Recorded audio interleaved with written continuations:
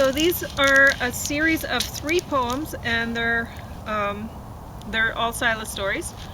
They're a part of a set called The Biology Collectors, The Father, the Son, and the Holy Ghoul.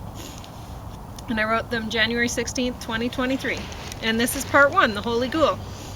Si introduced me to a family. The father taught at university. One son collected reptiles much like Si. The other one kept fish, both sons were shy. The fish one learnt biology at school and earned his nickname, he was called the Ghoul.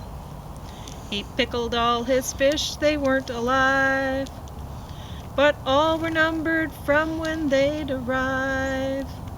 In his collection jar, the last on top was not the last to come, he'd never stop collecting, he'd just start another jar. He'd pickled several hundred fish thus far.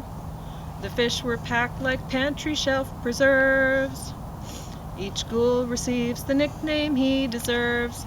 Now, about the Ghoul, he was actually a really nice person, and at first I was like, oh, that's so creepy to keep a jar full of dead fish that have numbers on them. A big jar, very packed full of dead fish.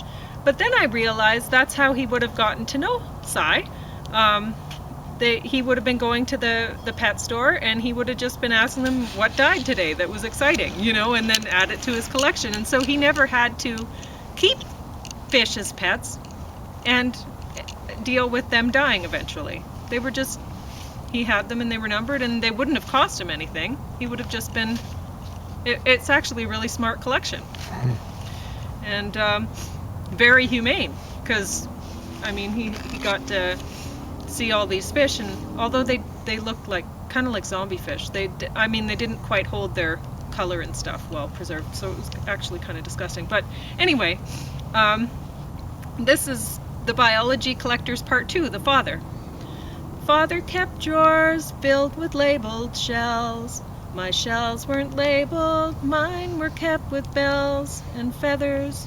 He and I were much the same. We both kept shells and greenhouse plants and came to like each other, though we both were shy. I only saw the Father when with Si. The Father gifted me a plant one day. I worried when I took that plant away. From all its greenhouse friends the Father kept. I kept that plant beside me while I slept. Upon my bedside table in the sun, that cactus lost its leaflets one by one, and in a month that little cactus died. I wasn't like the Father, though I tried. And well, I was kind of like him. It just, he was obviously way better at keeping those plants than I was. He had gotten them, he told me, from, he was a university instructor, and he was able to get, when he went on trips and stuff, he was able to collect live specimens. And so he had a greenhouse full of exotic, beautiful plants from, a lot of it from South American stuff.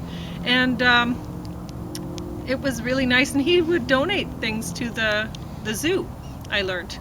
In Calgary? Yeah. Okay. So that was, he was a very interesting person, and I really liked the seashells. He had drawers, and it was nice wooden cabinets, and each shell had its own little division in the drawer. It was very nice, very well labeled. I really appreciate excellent organization, and he had it, and well, his whole family did. They were very organized. So this is The Biology Collectors Part 3, and this is Beneath the Sun. The sun kept reptiles stacked in Tupperware. His snakes seemed healthy, clean, and unaware, but still it bothered me to see them then. They'd probably thought each tub was like a den. Though dark, each tub was safe and warm and theirs. While each biology collector cares about God's life, they do it differently. Most people build a life display to see, a moving, breathing scene of living art. They loved their pets and wouldn't have the heart to keep them stacked in tubs, though they'd be fine. The son's small pets were better kept than mine. I see that now, he cared for everyone, stacked up beneath his bed, beneath the sun. And he was a very nice young lad. He was the youngest of the two brothers. And it weirded me out that that's how he kept his snakes. But you know what? They were healthy. And now I realize snakes actually don't really want to be viewed and stuff like that. So they were probably way happier being in their tubs. Like they were in a little den and they'd come out every once in a while and eat or whatever and then go back into their tubs. It was probably fine.